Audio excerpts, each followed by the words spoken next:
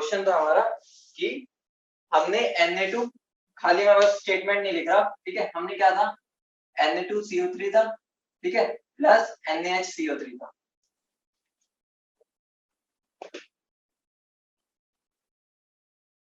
हमने उसको क्या हीट किया था, ठीक है। इसका मिक्सचर मुझे कितना गिवन था, 2 ग्राम था।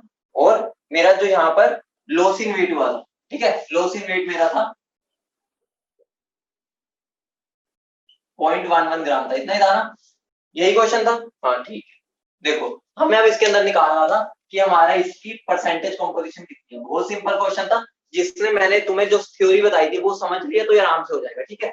हमारा देखो लोसिन वेट किसकी वजह से होता है, जो हमारी क्या गैसेज होती है। तो एक बात बताओ, Na2CO3 तो डिकम्पोज होता ही नहीं है, मैंने तुम्हें बता रखा है, तो इसमें तो क्वांटम मार दो। मतलब क्या हो गया, देखो मेरा ये 2 ग्राम था, ठीक है, जिसके अंदर मेरा क्या था, Na2CO3 था और NaHCO3 था, ठीक है। उसमें देखो ये तो मेरा कुछ करेगा ही, निकम्मा है बिल्कुल, ठीक है। मेरा काम क्या करना है इसमें, ये मेरा क्या आगे डिकम्पोज होगा, किसके अंदर होगा ये, अगर मैं NaHCO3 को तोड़ूंगा तो ये मेरा किसमें डिकम्पोज होगा, Na2CO3 plus CO2 plus H2O। और ये मेरा गैसियस होता है, ये भी गैसियस होता है, ठीक है। और यहाँ पर अगर मैं बैलेंस करूं तो मेरा ये क्या बन जाता है, ये बन जाता है, ठीक है। तो मैं इसको ऐसे लिख लेता हूँ, ये मेरा NaCO3 में टोटल, ठीक है। अब ये मेरी इक्वेशन ये चलेगी। अब मुझे क्या बोला है कि मेरा टोटल 2 ग्राम है, ठीक है। तो मैं इसको मान लेता हूँ, मान लो मैंने मान लिया 2 माइनस एक्स मान लेता हूँ, ठीक है। और इसको मैंने एक्स माना, ठीक है। मर्जी है, चाहे तुम इसको मानो चाहे इसको मानो, ठीक है। हमारा यूज ये हो रहा है तो मैंने इसको एक्स मान लिया, ठीक है। तो एक बात बताओ, इसका मेरा मॉलिक्यूलर वेट क्या होगा, ठीक है। 23, 1, 12 और 48, तो कितना हो गया ये, 4, 5, 6, 7, 84 हो गया, ठीक है। तो यहाँ पर मेरा क्या हो जाएगा, 2 इंटू 84 हो जाएगा, ठीक है। इससे मुझे कितना मिलेगा, ये देखो इन दोनों का ऐड कर दो, क्योंकि मुझे क्या बताया गया है, 0.11 ग्राम मेरा लोसिन वेट हुआ। वो किसकी वजह से होगा, जो हमारी गैसेस निकली है। और गैसेस कौन कौन सी है, बच्चे गलती क्या कर जाते हैं, वो बस CO2 को मान लेते हैं बच्चे। मैंने तुम्हें बता रखा है जो H2 है वो भी इसके अंदर गैसियस होता है, तो वो भी तो गैस ही मानी जाएगी ना। तो यहाँ पर क्या हो जाएगा, ये मेरा किसकी वजह से होगा, CO2 प्लस H2। तो एक बात बताओ, मैं 2 इंटू 48 ग्राम से मेरा कितना वेट जो है वो निकल रहा है, कितना हुआ इसका 44, और इसका कितना हो गया मेरा 44 और 18, तो ये कितना हो गया 52 ग्राम, ठीक है। मैंने टोटल कंबाइंड ही ले लिया, ठीक है, सीधा। तो मेरा 1 ग्राम से कितना होगा, यहाँ पे कितना आएगा, 4, 5, 6, 62, ठीक है। तो 62 बाय 2 इंटू 84, ठीक है। तो मेरा ये है कितना, एक्स ग्राम है, तो एक्स ग्राम से कितना होगा, 62 by 2.2 by 84 into x, which will be equal to, मेरा कितना हो जाएगा, ये मुझे गिवन है, वो कितना हो जाएगा 0.11, ठीक है। समझ गए,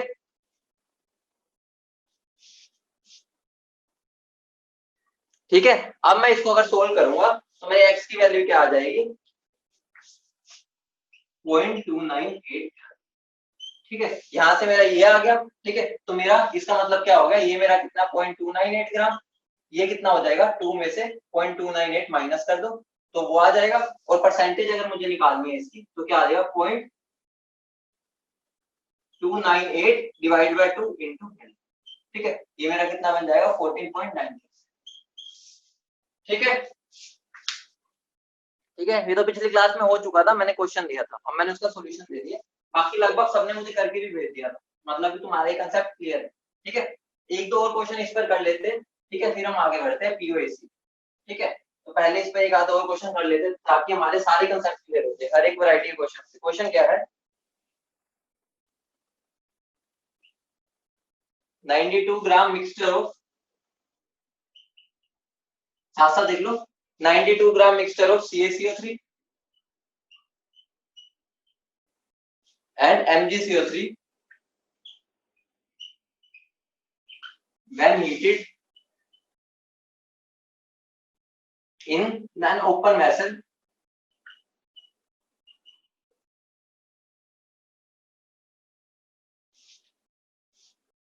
heated strongly, ठीक है, heated in an open vessel। उसके बाद क्या है, after complete decomposition, after complete decomposition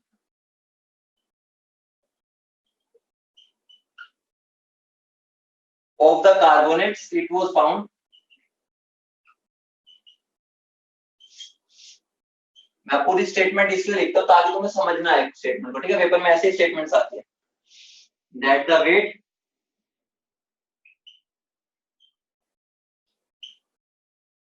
of the residue left behind is 48 gram, ठीक है। फाइंड द मास ऑफ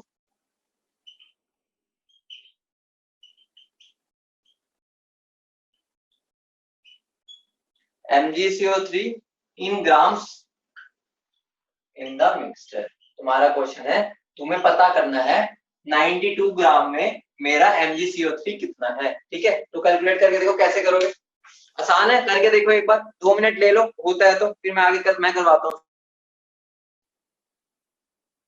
ठीक है। तो ये क्वेश्चन करते हैं, ठीक है। बहुत सिंपल क्वेश्चन है, मतलब मजा आ जाएगा ये क्वेश्चन करके जिसने कर लिया। बहुत सिंपल है क्या, देखो मेरा 92 ग्राम क्या है, उसमें मेरा CaCO3, ठीक है, और उसमें मेरा क्या है MgCO3, ठीक है। ये सॉलिड होते हैं, उन्होंने क्या बोला है, हीट किया उनको, तो हीट करूंगा अगर मैं, तो इससे मुझे क्या मिलेगा, CO प्लस CO2, ठीक है। ये रिएक्शन मैं तुम्हें करवा चुका हूँ कि कैसे लिखनी है, ठीक है, पिछली क्लास में मैं तुम्हें करा चुका,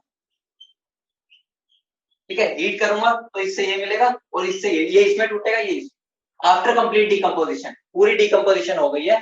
it was found that the weight of residue left is 48, मतलब क्या हो गया, रेसिड्यू मेरा कौन सा होता है, ये तो उड़ जाएगा, रेसिड्यू मेरा क्या हो गया, ये, और ये मुझे कितना दे रखा है, ये मुझे दे रखा है 48 ग्राम, ठीक है। ये पूरा मतलब कि ये उड़ गया, बच्चा मेरा ये है। अब मुझे निकालना है MgCO3 इसमें कितना होगा, बहुत सिंपल है यहाँ पर, लेकिन मैं तुम्हें अब थोड़ा सा फास्ट करवाना सिखाऊंगा। फास्ट कैसे, मतलब मुझे पूरी यूनिटरी मेथड को माइंड में सोल्व करना है, ठीक है। हम वो चीज अब करके देखेंगे, ठीक है, मेरे साथ साथ करना। जिन्होंने यूनिटरी मेथड कर लिया बहुत बढ़िया, यूनिटरी मेथड ही कर रहे हैं, लेकिन अब माइंड में करेंगे, ठीक है। अब देखो, सबसे पहले इसका मोलिकुलर वेट निकाल लो। इसका मोलिकुलर वेट कितना होता है मेरा, 100 ग्राम होता है, और इसका कितना होता है 56, ठीक है। इसका मेरा कितना होता है MgCO3 का, इसका मेरा होता है 84, ठीक है, अब तो निकाल लिया होगा। और इसका मेरा कितना हो जाता है, इसका मेरा होता है 40, ठीक है। ये तो अपने माइंड में निकाल लेना, इसका 56 हो गया, इसका 100, इसका 84 और इसका 40, ठीक है। अब मुझे क्या करना है, बिल्कुल माइंड में करना है, ठीक है। ये मुझे पता है 100 ग्राम से कितना मिल रहा है, 56 ग्राम, ठीक है। अब मेरा क्या है, यहाँ पर मेरा 92 ग्राम है, ठीक है। तो 92 ग्राम में मैं इसको मान लेता हूँ x, और इसलिए ये कितना हो जाएगा मेरा 92 माइनस x, ठीक है। तो अब देखो 100 ग्राम में अगर मेरा 56 ग्राम है, तो x ग्राम में मेरा कितना हो जाएगा, डायरेक्ट करना, ठीक है। 56 डिवाइड बाय 100 इंटू x, यही होगा, ठीक है। मैंने क्या किया, 100 ग्राम में 56 है, तो 1 ग्राम में कितना हो जाएगा 56 बाय 100, तो x ग्राम में कितना हो जाएगा, ठीक है। बीच में एक स्टेप अभी हमने उड़ा दिया, थोड़ी देर में हम इसको भी उड़ा देंगे, स्टेप को हमें कुछ भी नहीं लिखना पड़ेगा, डायरेक्ट ये लिख सकते हैं, ठीक है। इतना समझ गए ना, 100 ग्राम में 56, तो 1 ग्राम में कितना होगा 56 बाय 100, तो x ग्राम में कितना होगा 56 बाय 100 x, ठीक है। अब यहाँ पर आ जाओ, यहाँ पर मेरा क्या है 84 ग्राम में से मुझे कितना 40 ग्राम, 1 ग्राम से कितना होगा 40 बाय 84, ये मैंने लिख दिया है, लेकिन इसको माइंड में करो, ठीक है। अब हम इसको माइंड में करेंगे इस स्टेप को, तो मेरा 92 माइनस x ग्राम में मेरा कितना होगा 40, ठीक है, जो यहाँ पर है, डिवाइडेड बाय जो यहाँ पर है, इनटू 92 माइनस। अब मुझे क्या दे रखा है, देखो ये मेरा क्या आ गया, दोनों का वेट आ गया। अब मुझे क्या दे रखा है, ये और ये दोनों मिला के कितना है मेरा 48 ग्राम। तो मेरा क्या बन गया, एक इक्वेशन बन गई 56 x by 100 plus 40 by 84 90 minus x, ठीक है, 90 minus x is equal to क्या आ जाएगा 48, क्योंकि मुझे पता है इसका मास और इसका मास मिला के मेरा 48 है, ठीक है। तो हम इसको सोल्व कर लेंगे और तुम्हारा आंसर है, ठीक है। इसको सोल्व कर लेना, एक एक्स की वैल्यू है निकल जाएगी, वहां से मेरा क्या पता चल जाएगा CaCO3 कितना है, तो MgCO3 कितना हो जाएगा 92 माइनस एक्स, ठीक है, समझ गए, ठीक है। बस एक्स की वैल्यू निकालनी है इसमें, ठीक है, बहुत सिंपल था। बस इसमें क्या था, हमें छोट मतलब कई बच्चों ने ये वाला क्वेश्चन करके पता कैसे दे सकते हो, वो पूरा मतलब इतने वेरिएबल्स बना देंगे, 4-5 वेरिएबल्स, सोल्व उससे भी हो जाएगा, ठीक है। लेकिन वहां पर दिक्कत क्या होती है, तुम इतने वेरिएबल्स बना देते हो कि कुछ गलती कर देते हो, एक ही वेरिएबल में रखो, कोई दिक्कत नहीं है। एक और क्वेश्चन देता हूँ, ये तुम्हारे होमवर्क है, ठीक है, इसको घर से करना है।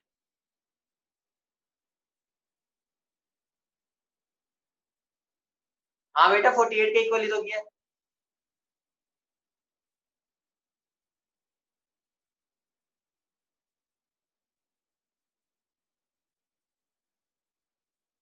बेटा बहुत सारे क्वेश्चन ही करवाता हूँ मैं डेली, हर एक टाइप की करवाता हूँ। तुम्हारी बुकलेट में कहीं से भी करोगे यही सारे टाइप्स होते हैं।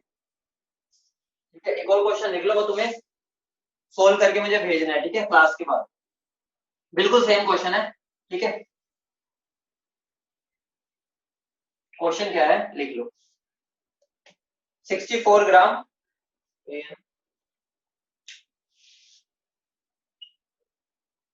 64 gram of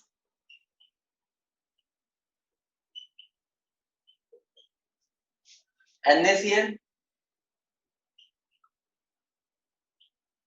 and KCl were treated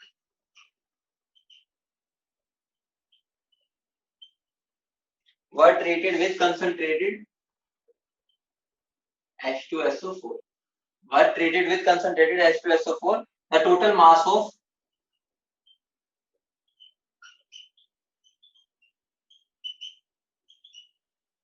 metal sulfate obtained was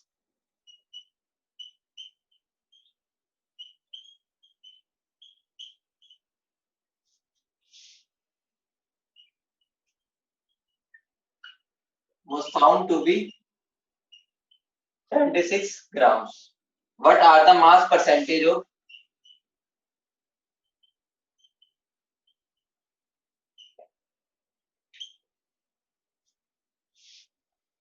NaCl and KCl in the mixture?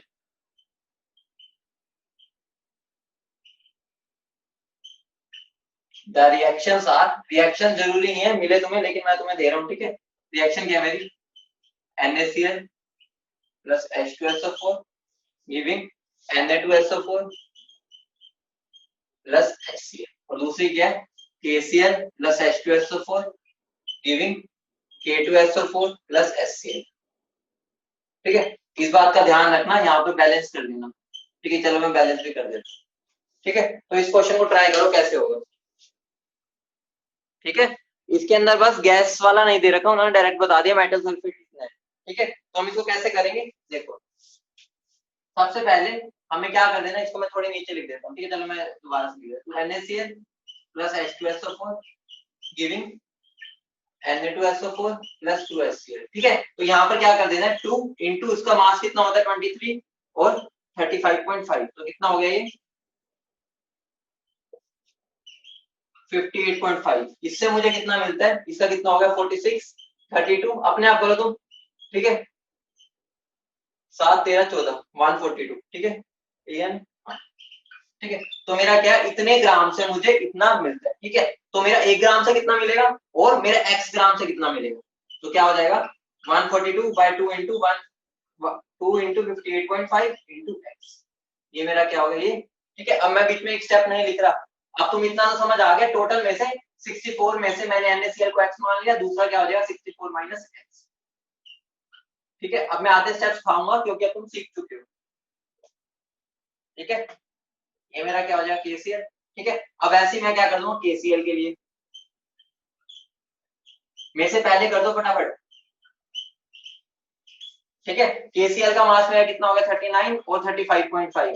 ठीक है, तो ये कितना बन गया 1474, तो ये 2 इंटू 74.5 से मुझे कितना मिलता है, यहाँ पर मेरा बनेगा 174। ठीक है, इसका मास निकाल लेना, कितना हो जाएगा 39 39 32 और 64, ये कितना हो जाएगा 18 9 और ये हो जाएगा 174। ठीक है, तो मेरा 64 माइनस x से कितना मिलेगा मुझे 174 divide by 2 into 74.5 into 64 minus x। ठीक है, अब इन दोनों को क्या कर दो, ऐड करके किसके इक्वल पुट कर दो, क्या गिवन है 76, तो इन दोनों को ऐड करके इक्वल टू क्या कर दो 76। समझ गए, बिल्कुल सेम क्वेश्चन था, कुछ भी नहीं था इस क्वेश्चन में। ठीक है, लिखने की जरूरत तो नहीं है ना, अगला आगे तुम खुद लिख लो इसको ऐड करके।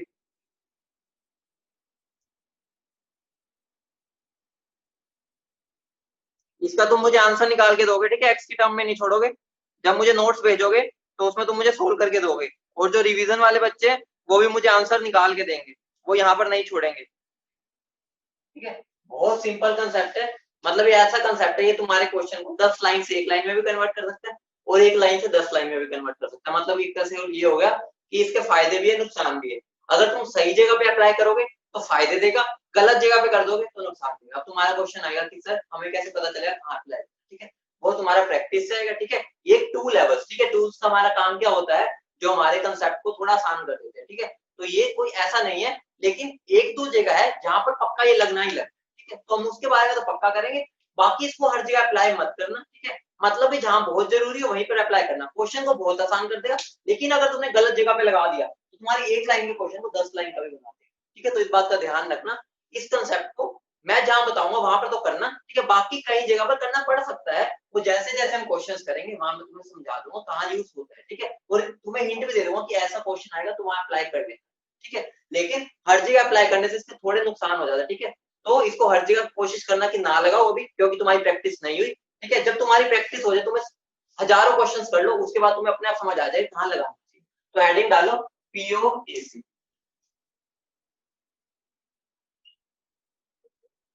Principle of atom conservation.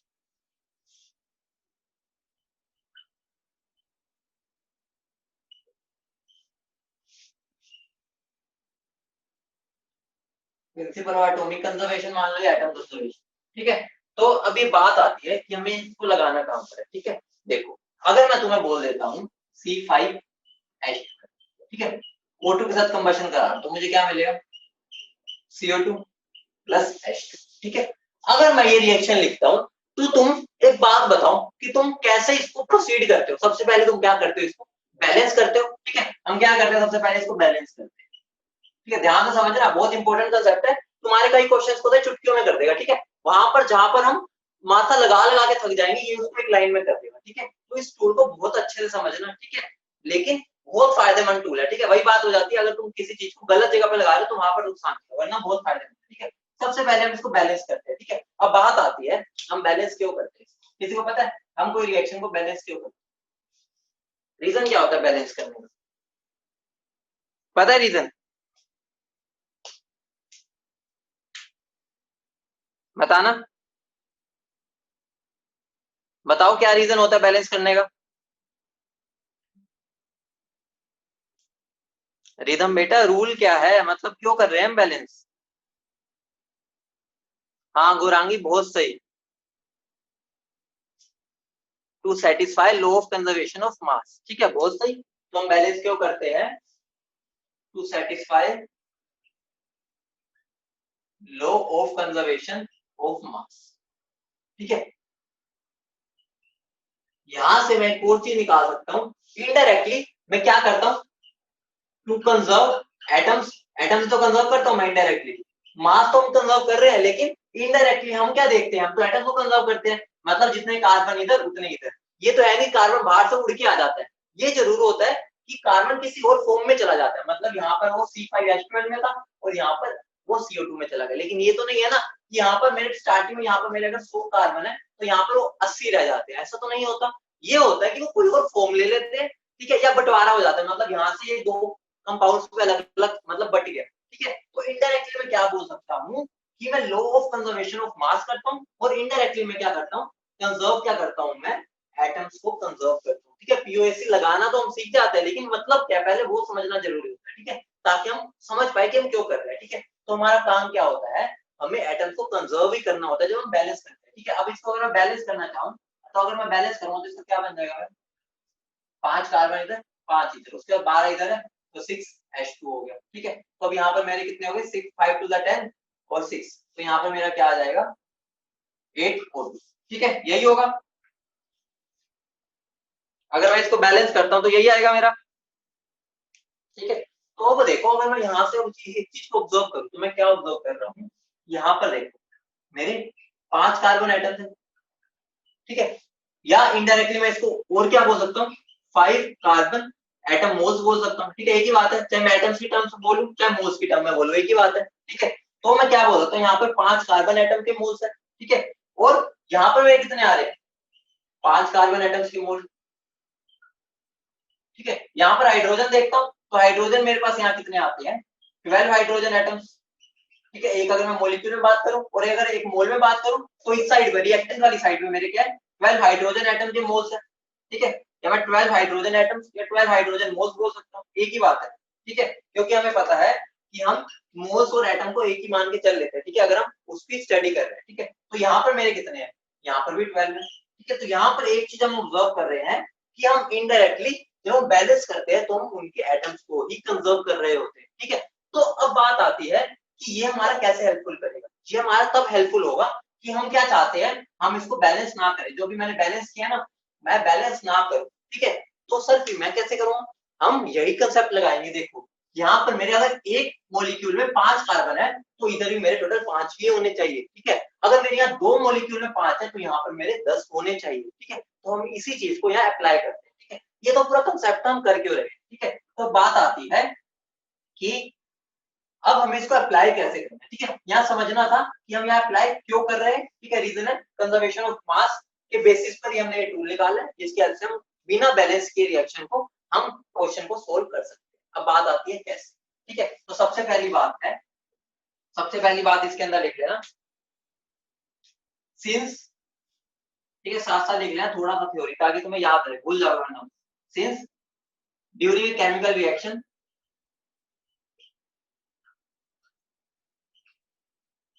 since during a chemical reaction number of atoms remain conserved,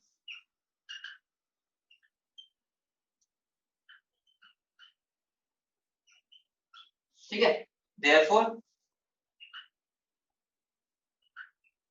number of moles also remain conserved।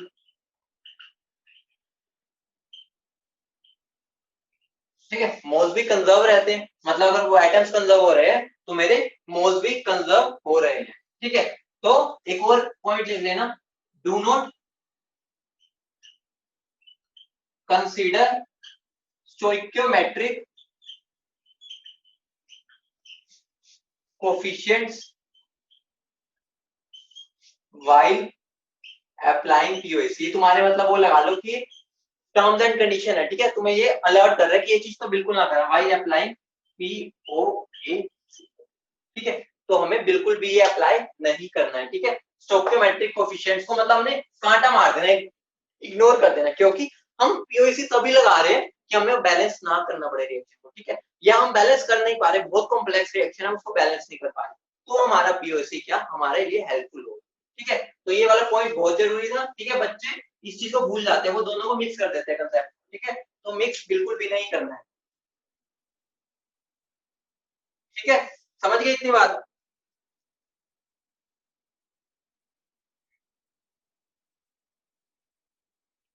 इतनी बात समझ गए बेटा। अभी तो मैंने अप्लाई करना सिखाया नहीं, अभी तो बस मैंने तुम्हें वो बताया कि होता क्या एक्चुअली। ठीक है, अभी तो अप्लाई करना सिखाऊंगा।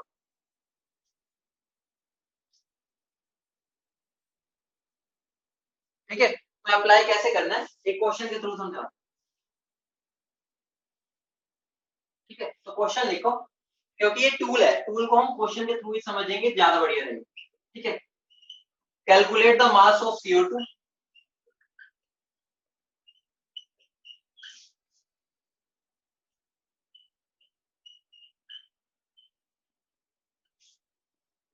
By the combustion of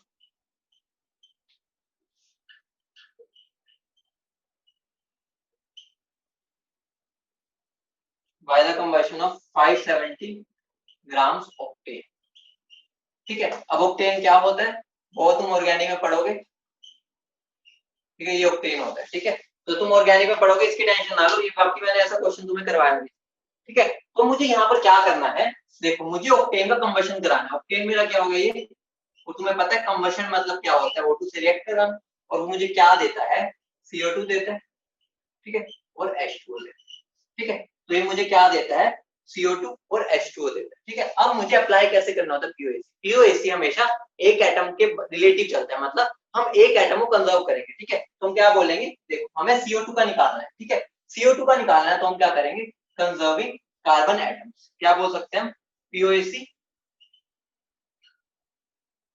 POAC for carbon atoms. ठीक है, इसका अप्रोच कैसे करना वो सिखा रहे हैं। मैं बोल सकता हूँ कंजर्विंग कार्बन एटम, ठीक है, किसी पे भी अप्लाई करो, ठीक है, जिसके बारे में पूछा हुआ है हम उसके बारे में लिख लिखते हैं, ठीक है। ओ के लिए भी कंजर्व कर सकता हूँ, एच के लिए भी कर सकता हूँ, तीनों के लिए करके दिखाना, ठीक है। पीओएसी फॉर कार्बन एटम्स क्या है, यहाँ कंजर्विंग कार्बन एटम, ठीक है। तो हम यहाँ पर देखो, अगर मुझे, मैं बिल्कुल बेसिक से बता रहा हूँ, ठीक है, यहाँ इसका मतलब इनडायरेक्टली मैं क्या बोल सकता हूँ, जितने यहाँ पर मेरे पास कार्बन के मोल्स होंगे उतने यहाँ होने चाहिए, ठीक है, ये बात समझ रहे हो। तो मैं यहाँ क्या बोल सकता हूँ, अगर मान लो moles of carbon in C6H12 को बोल सकता हूँ, और उतने ही यहाँ पर होंगे, ठीक है, moles of carbon in CO2, ठीक है, क्योंकि यहाँ से कार्बन इसी में तो जा रहा है, ठीक है। तो एक बात बताओ, मेरे C6H12 में मेरे कितने कार्बन एटम्स होंगे, ठीक है। तो देखो एक मोल में मेरे 6 है, ठीक है, मतलब अगर मुझे एक मोल C6H18 बनाना है तो मुझे क्या 6 मोल कार्बन चाहिए होगा, समझ रहे हो, ठीक है। अगर मुझे एक मोल C6H18 बनाना है तो मुझे कितने 6 मोल चाहिए होंगे कार्बन के, ठीक है। अब मुझे यहाँ पर कितना बनाना है, यहाँ पर मुझे कितना पूछा होगा 760 ग्राम, तो 760 ग्राम को अगर मैं मोल्स में कन्वर्ट करूंगा 750 570 sorry 570 divide by molar mass, molar mass इसका कितना आ जाएगा ऑक्टेन का, ऑक्टेन का मेरा मोलर मास हो जाएगा 96 और 18, तो ये मेरा क्या बन जाएगा 114 बन जाएगा, ठीक है। तो ये मेरा क्या बन जाएगा 5, तो नंबर ऑफ मोल्स मेरे क्या आ गए 5 आएंगे 8 आएंगे, ठीक है। कितने बन रहे हैं यहाँ पे देखना 5 ही आएगा ना, ठीक है। तो मेरा क्या हो गया नंबर ऑफ मोल्स इसके कितने आ गए 5। तो यहाँ पर मैं क्या करूंगा moles of carbon in C6H18 क्या बन गया, देखो एक में मेरे कितने थे बताओ, एक में मेरे कितने थे 8, तो 5 में कितने हो जाएंगे 5 इंटू 8, ठीक है। और यहाँ पर मेरा क्या आ जाएगा moles of carbon in CO2, एक में मेरा क्या था एक ही था, ठीक है।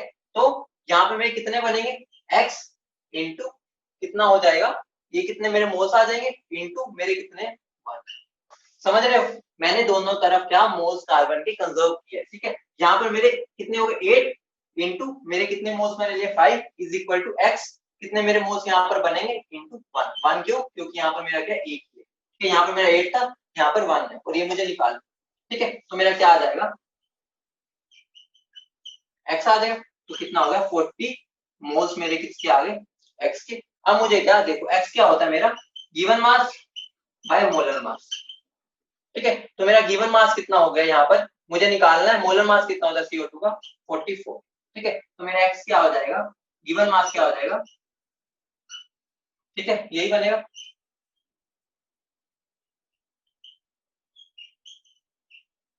तो ये मेरा क्या हो जाएगा आंसर, ठीक है। मैं अभी एक तुम्हें जनरल फॉर्म दे दूंगा, अभी तो मैंने तुम्हें समझाया क्वेश्चन के थ्रू, बेटा एक और क्वेश्चन कराता हूँ, ठीक है, वहां पे तुम्हारे पूरा पूरा क्लियर हो जाएगा, ठीक है।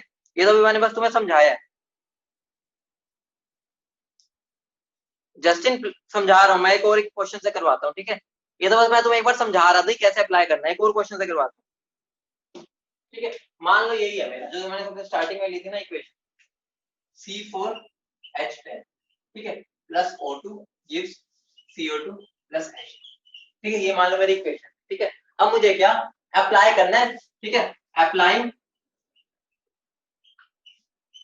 POAC ऑन कार्बन, ठीक है। सबसे पहले हम कार्बन पे अप्लाई करते हैं, ठीक है। अगर मैं कार्बन पे अप्लाई करूंगा तो मुझे क्या लिखना है, देखो यहाँ पर मेरे कितने 4, ठीक है। मैं तुम्हें कंसेप्ट वो समझा देता हूँ कि फॉर्मूला कैसे है, ठीक है।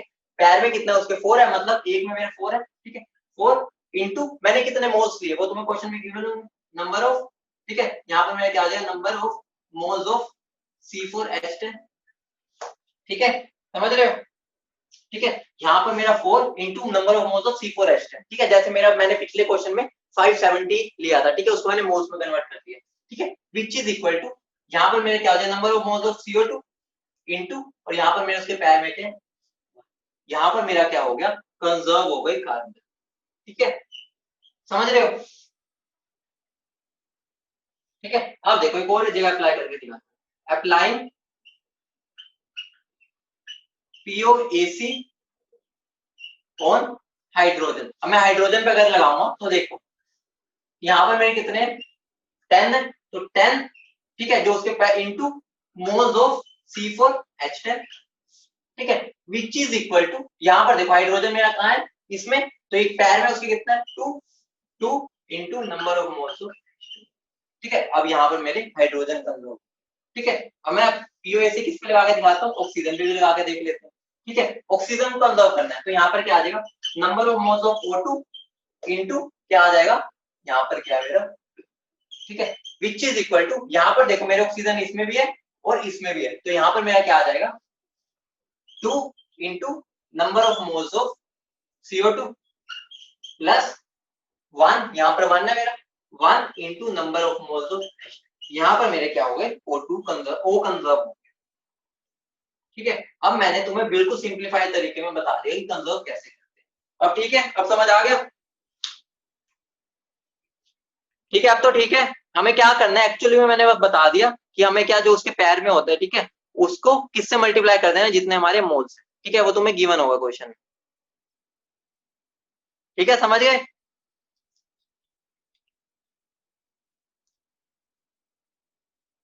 ठीक है, अब मैं तुम्हें क्वेश्चन देता हूँ बहुत सिंपल सा।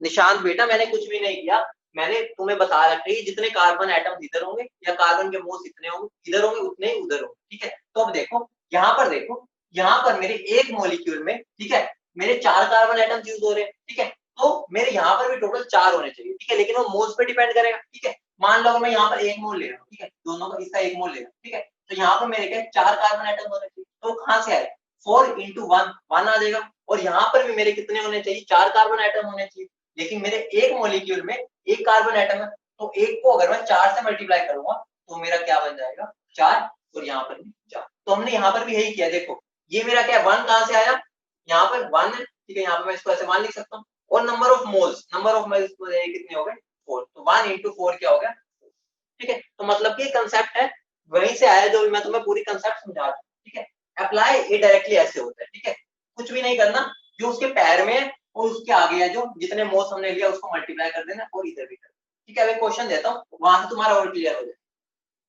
ठीक है।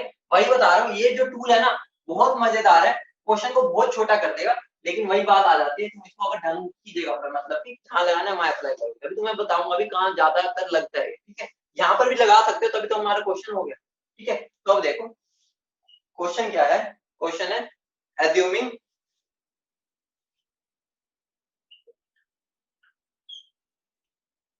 atoms of all elements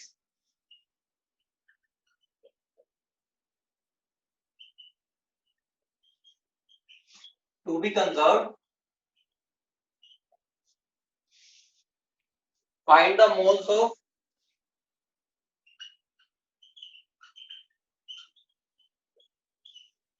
each quantity, each unknown quantity, ठीक है। क्वेश्चन क्या है तुम्हारा C6H12O6, ठीक है, जिसको मैं क्या O2 की प्रेजेंस में क्या कंबशन कर रहा हूँ, ठीक है, वो मुझे क्या देगा CO2 देगा और H2 देगा, ठीक है। सबसे पहली बात तुम्हें इसको बैलेंस नहीं करना, ठीक है, अगर तुम POAC लगा रहे हो तो बैलेंस बिल्कुल भी नहीं करोगे, ठीक है। अब मैंने तुम्हें क्या दे दिया कि ये मेरा क्या 1 मोल, ठीक है। अब तुम मुझे बताना ये कितना लेंगे, ये कितना हो और ये कितना हो, तुम्हें ये चीजें निकालना, ठीक है। तो हम क्या करेंगे सबसे पहले कार्बन को कंजर्व कर लेते हैं, ठीक है, तो क्या लिखेंगे अप्लाइंग POAC ऑन कार्बन, ठीक, कार्बन पे अगर मैं अप्लाई करता हूँ तो मेरा क्या हो जाएगा 1, यहाँ पर मेरा 1 मोल है, ठीक है, इंटू यहाँ क्या मेरा 6, ठीक है, ये मेरा क्या 1 मोल मैंने लिया, ठीक है, into 6 which is equal to, इधर देखो इधर मेरा कितना हो जाएगा, ये मेरा क्या 1 ही है, ठीक है, into number of moles of, यही होगा, अभी मैंने तुम्हें यही चीज सिखाई थी, तो मेरे number of moles of CO2 कितने आ गए 6 मोल्स, ठीक है, आंसर आ गया तुम्हारा, कुछ बैलेंस नहीं करना पड़ा, तुम्हारा आंसर भी आ गया, बैलेंस करके करोगे तो भी यही आएगा, ठीक है, अगर तुम वैसे POAC लगा रहे हो तो भी यही आएगा, ठीक है। अब देखो अगर मुझे निकालना है ऑक्सीजन कितना है, ठीक है, ये मेरा निकल गया, तो मैं क्या लगाऊंगा अप्लाइंग POAC ऑन, पहले हाइड्रोजन पे लगा देते हैं, ठीक है, हाइड्रोजन पे अगर मैं लगाऊंगा तो मेरा क्या हो जाएगा 1, ठीक है, 1 इंटू 12, ठीक है, इज इक्वल टू यहाँ पर कितना 1, नंबर ऑफ मोल्स निकालने हैं मुझे H2O के, ठीक है, इंटू यहाँ पर कितना है मेरा 2। ठीक है, अगर मैं इसको सोल्व करूंगा तो मेरे number of moles of H2 भी कितने आ जाएंगे 6। ठीक है, अब तुम ऐसे ही मुझे ऑक्सीजन पर लगा के दिखाओ पीओएसी और आंसर बताओ कि मेरा कितना होगा O2 कितना होगा। ठीक है, यहाँ पर मैंने ये जो 1 है ना, अगर मैं इसको और जनरल फॉर्मूला लिखना चाहूँ तो मैंने यहाँ पे किया क्या एक्चुअली। ठीक है, एक्चुअली मैंने क्या किया, number of moles of C6H12O6, ठीक है, into 6 which is equal to number of moles of CO2 into 1, जैसे मैंने पिछले में समझाया था। ठीक है, ये मेरा 1 क्या है, number of moles of C6H12O6। ठीक है, ये फॉर्मूला मैंने लगाया पहले भी। ठीक है, दूसरे में भी मैंने ये लगाया, क्या लगाया मैंने, number of moles of C6H12O6 into 12 which is equal to number of moles of H2 into, formula मेरा ये है। यहाँ पर मेरा 1 क्या था, ये गिवन था। ठीक है, समझ गए हो ना। अब मुझे ऑक्सीजन पे लगा दिया तुमने, बता दो तो आंसर क्या आ रहा है, 6 आ रहा है। बहुत बढ़िया, तो मैं क्या करूंगा, अप्लाइंग पीओएसी ऑन ऑक्सीजन। ठीक है, लगा लेना अप्लाइंग पीओएसी ऑन ऑक्सीजन, तो मेरा क्या आ जाएगा, number of moles of C6H12O6, ठीक है, इनटू क्या हो जाएगा यहाँ पर 6।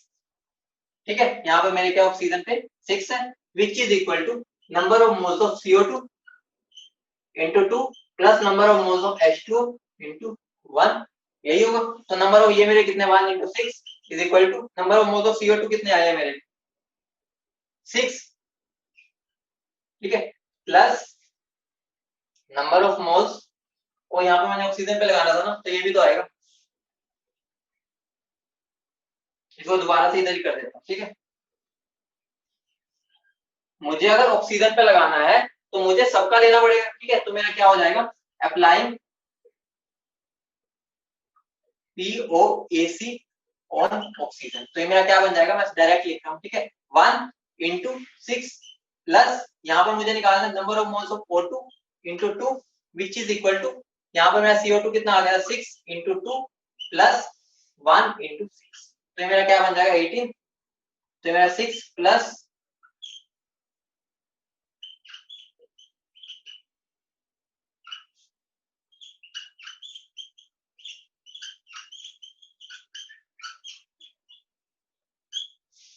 ठीक है। ठीक है, तो अब एक और पॉइंट लिख लो कि हमें पीओएसी कहाँ लगाना है। ठीक है, कहाँ लगाना ही लगाना है। ठीक है, यहाँ पर तो लग ही सकता है। ठीक है, यहाँ पर तुम मोल से भी कर सकते हो और उससे भी। जिस क्वेश्चन में पीओएसी के अलावा तुम कुछ भी नहीं कर सकते, ठीक है, उस क्वेश्चन में हमें कैसे करना है। ठीक है, तो लिख लो, एक पॉइंट लिख लो, इंपॉर्टेंट पॉइंट है। क्या पॉइंट है वो, POAC is the best tool. मैं तुम्हें एक हिंट दे रहा हूँ कि यहाँ पर तो देख ही सकते हो। ठीक है, is the best, POAC is the best tool when we have a common atom,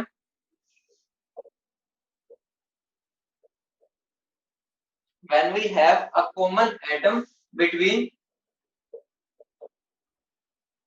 given and as quantities,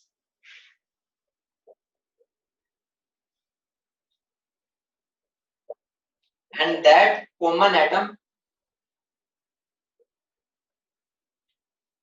is not present in any other molecule। ठीक है, ये वाली बात को लिख लो। अभी मैं तुम्हें अप्लाई करके दिखाता हूँ कि कहां पर ये चीज देख। ठीक है, तो इस बात को पहले लिखो, फिर तुम्हें समझ आएगा कि मैंने ये चीज क्यों लिखा है। ठीक है, ये लिख लिया, बता दो पीओएसी बेस्ट टूल कब है, जब मुझे जो कॉमन एटम है ना गिवन और आस्क क्वांटिटी के बीच में, वो किसी और में प्रेजेंट नहीं है।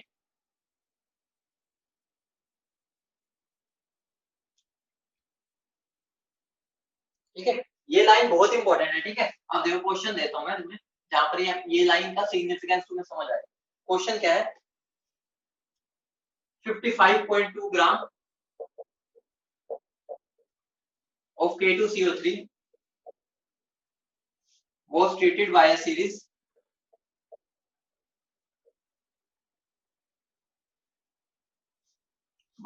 of reactants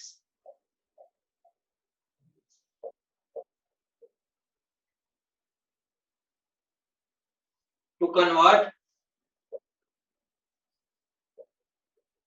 all carbon atoms to convert all carbon into किसमें K2 Zn3 FeCN6 at twice K2 Zn3 FeCN6 का twice. Calculate the mass of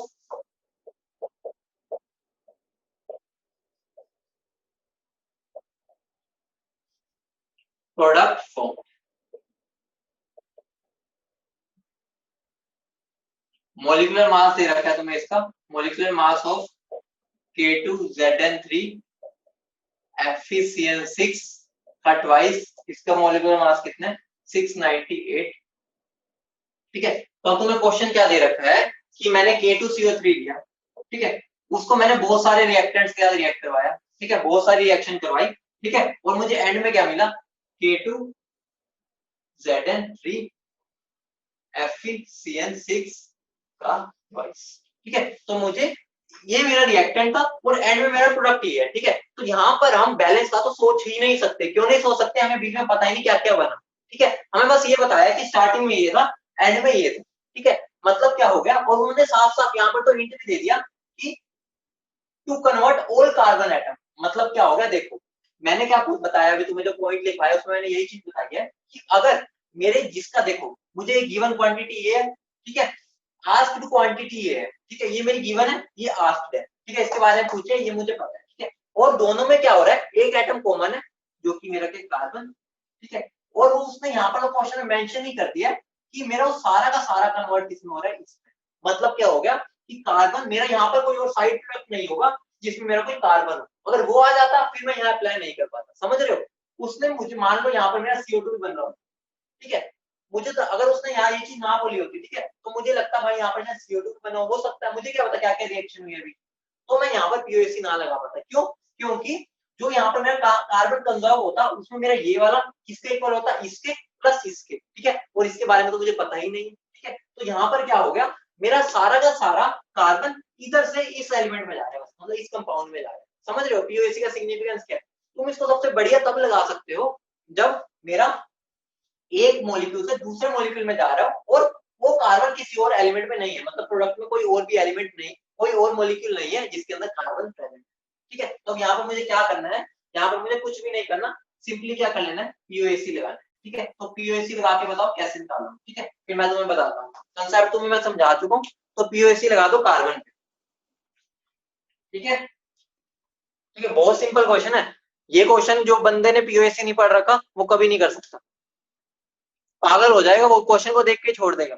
ठीक है, तो POC यहाँ पर हमारे लिए बहुत हेल्पफुल है. ठीक है, जब मुझे कुछ नहीं बीच का पता और स्टार्टिंग और एंड का पता है, और जहाँ पे मेरा पूरा का पूरा रिएक्टेंट में जो कार्बन है या कोई भी एलिमेंट है वो दूसरे के अंदर पूरा का पूरा कन्वर्ट हो रहा है, मतलब और किसी में नहीं है वो. ठीक है, तो मतलब क्या होगा, देखो अप्लाइंग, और यहाँ पर तो उसने हिंट भी दे दिया POC और कार्बन. ठीक है, तो यहाँ पे मेरा क्या हो जाएगा, यहाँ पे मेरा कितना है 55.2 ग्राम है ना. ठीक है, तो मेरा क्या हो जाएगा 55.2 डिवाइडेड बाय मोलर मास कितना होता है K2CO3 का 39 39 12 और ये कितना हो जाएगा 48. तो मेरा कितना बनेगा 18 28. तो ये कितना हो गया 7, ये हो गया 6 14 15 16 17 138 हो गया ना. यही हुआ क्या, 178 हुआ. K2CO3 39 39 12 48. तो मेरा कितना बन गया 10 और 18. ठीक है, 10 28. ठीक है, तो ये हो गया 4 5 6 7 8 9 10 11 12 13 138 आ गया. ठीक है, तो मेरा क्या हो जाएगा 55.2 डिवाइड बाय 138. ठीक है, ये मेरे क्या हो गए मोल्स. ठीक है, इनटू मेरा यहाँ पर कितना है, एक ही प्रेजेंट है, इनटू 1. ठीक है, विच इज इक्वल टू, यहाँ पर मुझे क्या निकालना है, नंबर ऑफ मोल्स निकालना है या मैं सीधा मास निकालना है. तो मेरा क्या हो जाएगा number of moles of this compound, इसको मैक्स मान लेता हूँ. ठीक है, इनटू यहाँ पर मेरे कार्बन कितने हैं 6 to the 12. ठीक है, तो मेरा क्या बन जाएगा 55.2 divide by 138 is equal to, मैं यहीं पर इसको सोल्व कर देता हूँ. ठीक है, तो मेरा क्या हो जाएगा given mass by molecular mass. Molecular mass मुझे कितना गिवन है 690 इनटू, तो मैं यहाँ से इसको सोल्व कर सकता हूँ. ठीक है, तो मेरा गिवन मास क्या हो जाएगा, इसको इधर लिया और इसको भी इधर, तो इसको मैं सोल्व करके गिवन मास निकाल सकता हूँ. ठीक है, समझ गए. बेटा इसमें देखो मैंने बस पीओएच को कंजर्व किया, ठीक है, ये मैंने तुम्हें डायरेक्ट लिख दिया, ठीक है। इसका मतलब क्या हुआ, मैंने यहाँ पर किया क्या है, मैंने किया है देखो यहाँ पर कार्बन कितना है 1 into number of moles of K2CO3, ठीक है, इज इक्वल टू यहाँ पर मेरा कार्बन कितना है 6 और 6 का भी डबल है, मतलब कार्बन पे देखो कितने कार्बन के एटम है मेरे पास, 6 कार्बन है, 6 का भी ट्वाइस है, तो यहाँ 12 into number of moles of K2ZN3 FeCN6 twice. मैंने यही फॉर्मूले को यहाँ पर बस अप्लाई और कुछ भी नहीं किया, ठीक है, अब समझ आ गई। बस मैंने पीओएसी लगाया कार्बन पे,